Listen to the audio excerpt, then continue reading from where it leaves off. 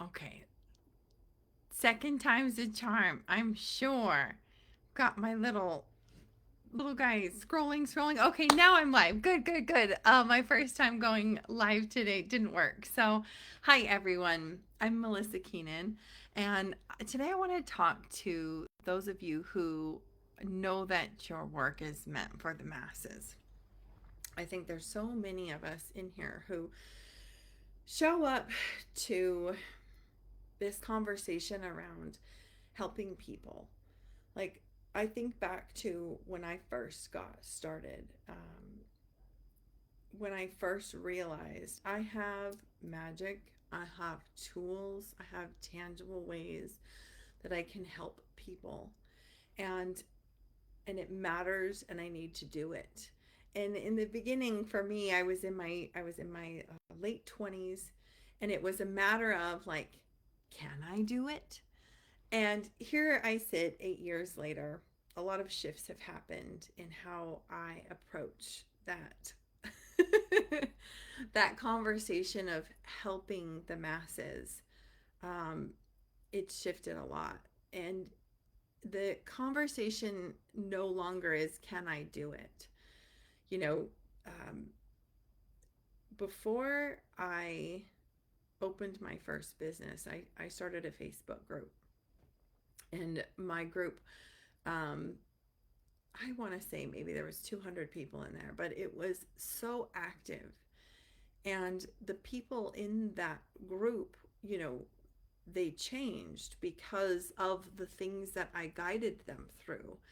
And it gave me the confidence to open my own business and really start taking my support of people more seriously. Um, but I closed the Facebook group. I can't even tell you what the name of the Facebook group was. I don't remember. And the shifts that happened there died with the group. I mean, people changed, and I'm grateful that I was able to do a thing that helped people.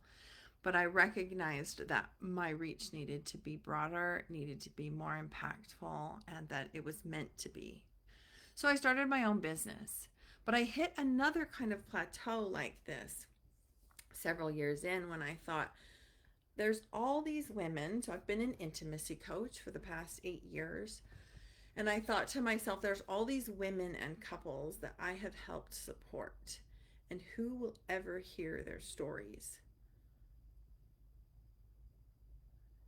Them and their circles. And it was meaningful enough for me at that time to just make a difference in their lives.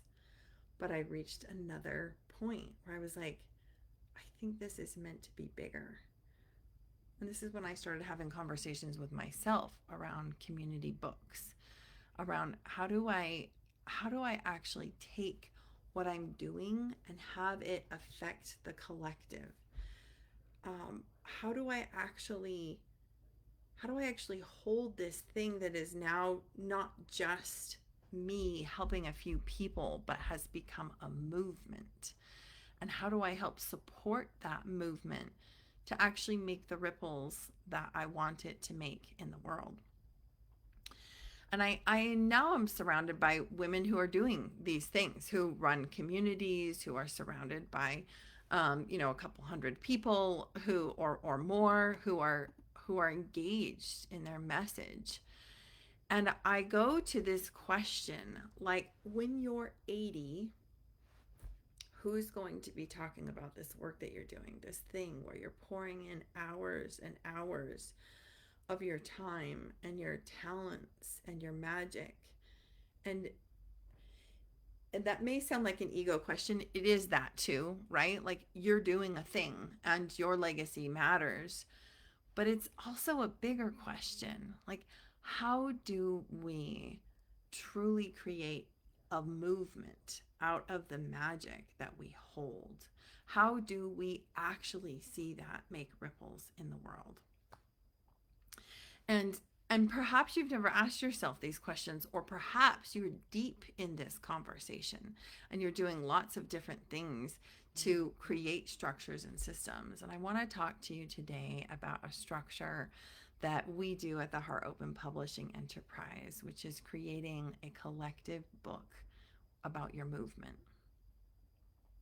So you've seen things like this before, right? There are people who will take um, all of their clients and get them to share testimonial stories and bring it into a collective book. What I'm talking about is a little bit different, because to me, that's a little bit more narrow than I think we have the capacity to be.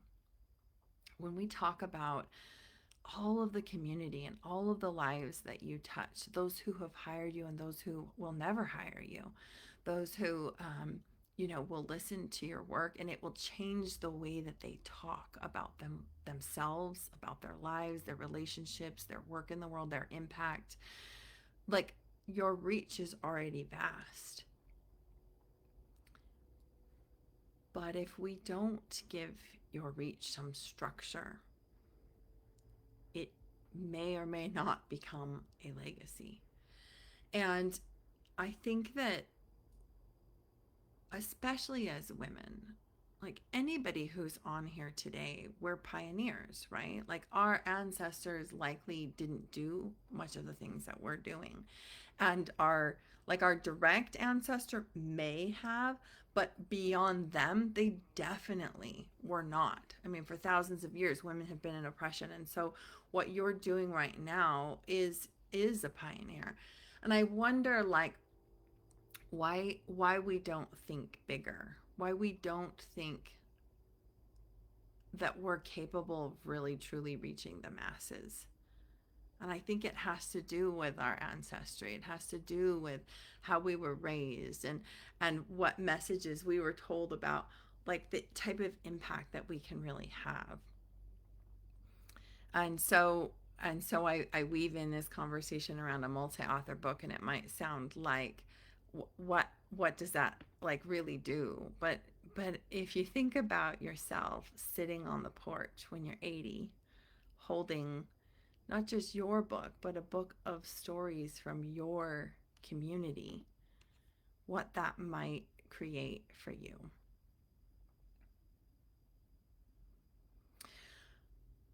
Back to my story, I thought, when I first came into this healing space, I thought that it was solely up to me to make the difference that I came to make.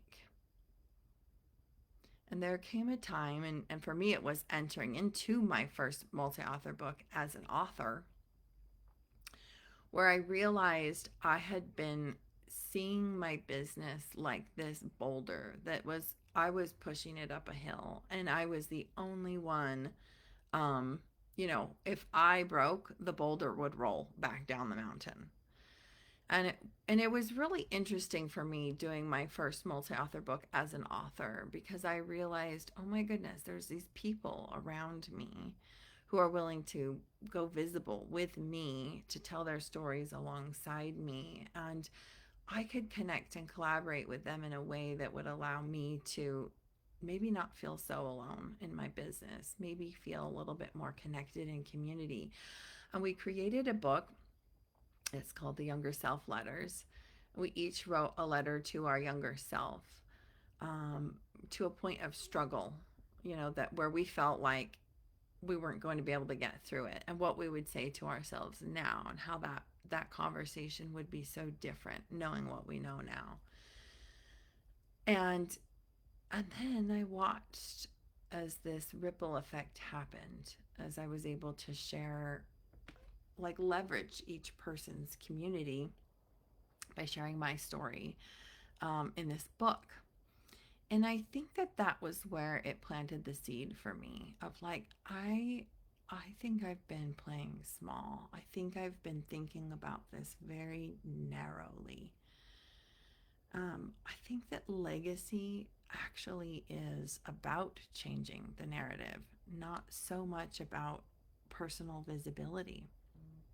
Um, Moments really outlive individuals when they're documented. I think about all of the impactful things that I have done up to this point in my life.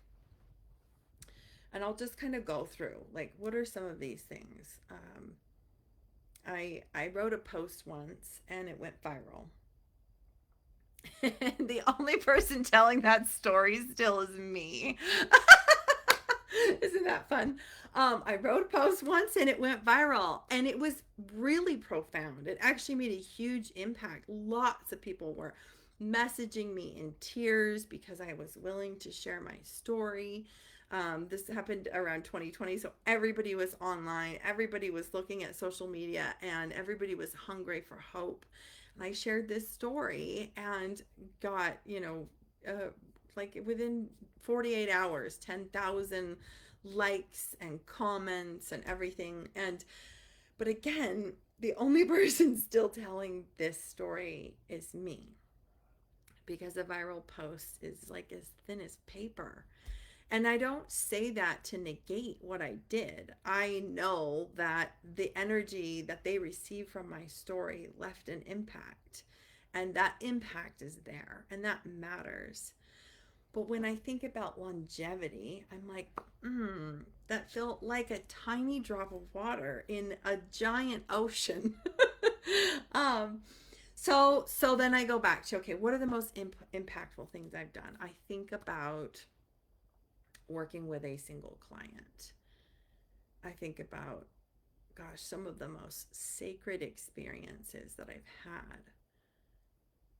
You know, holding a woman in her tears, um, as she maneuvers through her, generations of things that have held her back from being alive and connected to her intimacy. Those moments are so powerful. And they're so sacred, aren't they? And I speak to this because I know you have experienced this, as a practitioner in whatever magic it is that you bring. They're so precious. But the only person that gets to really hold the energy and really gets to benefit from that experience was me and her in that moment. And and so again, I'm like, okay, that matters, and it still feels like a drop in the ocean. Okay, what other kind of big impact things? I think about the time I was invited onto a TV show, and I got to record an episode on the Rhonda Swan show. Um, that was really big for me. That's the only TV show I've ever done, and again, it's this consumable media piece. And so when I really look at what is the legacy that I'm leaving, I look at my books.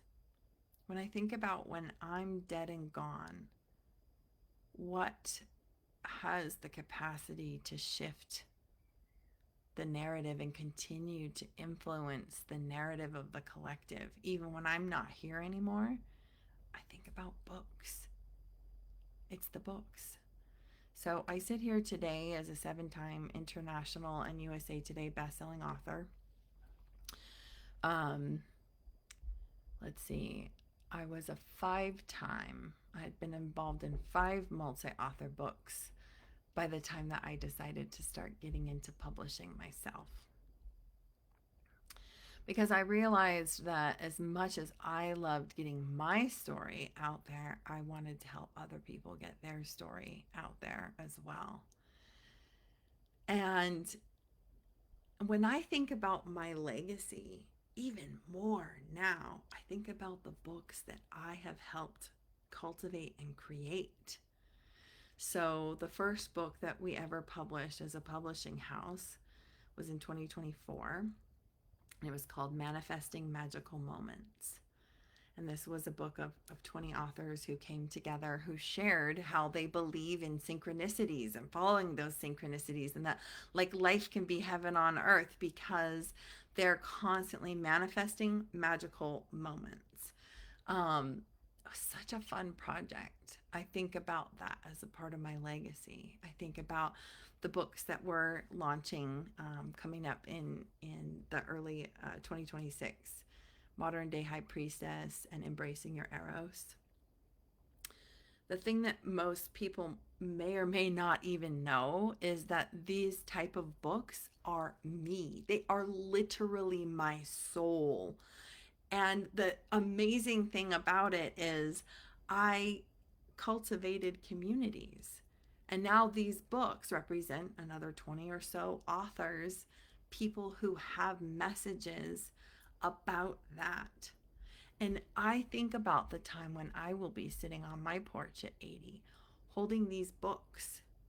Like, it's not just me anymore. It's not just me saying, hey, like magic is real. Hey, like you can have deeper intimacy and connection than your parents and like than you ever thought possible, or hey, like you're actually magic and you're a priestess. And it's now a collection of voices. And so as I go through these stories, I would invite you to consider, what is the legacy pieces that you're weaving? And how can you call in greater legacy in the movement that you are actively a part of? If you are just starting out as a practitioner and you haven't got very many people around you yet, then your focus is get some people around you. But if you are sitting here and you're like, I have a couple hundred or so or even more people around me who are listening, who are paying attention to this message, who get the value of this work that I'm trying to bring into the world and the way that I'm trying to shift the narrative, then there is no reason why you couldn't bring them together and create a legacy piece together. And this is the work that I'm engaged in every day. My favorite way to work with people as a publishing house is to help you as the leader identify what are the key tenets of your movement.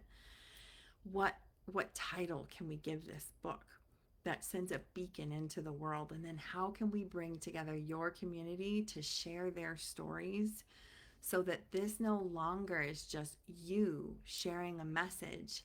It is your whole community coming together to share a message. And the people that I have helped do this with, the leaders who I've helped create community books, often are like, ooh, I've been thinking about the next book. I've been thinking about what other ways we can get this message and get more people to communicate about what magic is showing up in their life. Because it's that fun. So I'll talk about Jennifer Seifert. Jennifer Seifert has been the book leader, community leader for Modern Day High Priestess. And she came to me with this idea and she said, I could really see a powerful collective book around this. Like, so many women need this. They're coming into their priestess. They're hearing these little whispers and they're feeling so scared because the people in their life don't really like support them in their like magic and like who they are, like what they're doing. They might feel like they have to hide it. Or they might feel called to run a business, but every time they go to like speak about it, they're terrified. I want a book for these people. I want the authors to go through a portal of visibility while they write. And I want this book to then support the masses, the women who will read it and who will resonate with it. And it will give them even greater permission to stand in their truth. And so we connected last year and spent this year, cultivating and curating and calling in these authors so that we could create this book. And what's so cool about this is we've created such a strong community. You'll see many of the authors in this book in this festival this next 2 weeks. Because obviously this festival is for priestesses. So this is the kind of thing that's possible when you say yes to creating a multi-author book with your community. The thing is that this this amplification can happen without leading you to further burnout. Like we don't, nobody, all of us are have this voice in our head of like do more, more, more, and like we're struggling with how do I also co-create with the time around me and the space and all of the things that I'm responsible for. This is why partnering with a publishing company is so powerful, because we make it easier for you. We take care of all of the elements of, writing and design and editing and supporting your authors through their writing process, so that you can just do what you do best, which is lead your community and continue to deepen that message with those that write with you. We're talking about clients, we're talking about people who will never be clients, and we're hopefully talking about expanding your community massively through a multi-author book. So um, what I just will end with is this very real reality that when women rise together, culture shifts. And I'd like to invite you into that conversation. So if something about this resonated for you and you want to speak more into the details, I'll invite you to the link that's found in this post to go and download the free guide that kind of goes through some of the specifics and the details. And there's also a booking link there where you can book a call with me and talk about how this can help support your visibility. It can help support the visibility of those in your community. It can help support that ripple effect of your movement, and it also adds money and cash to your bottom line. So it's just so exciting. I can't wait to talk with you about it, and you can also shoot me a DM if you have questions or things like that before you're ready to book a call. Thanks so much for watching.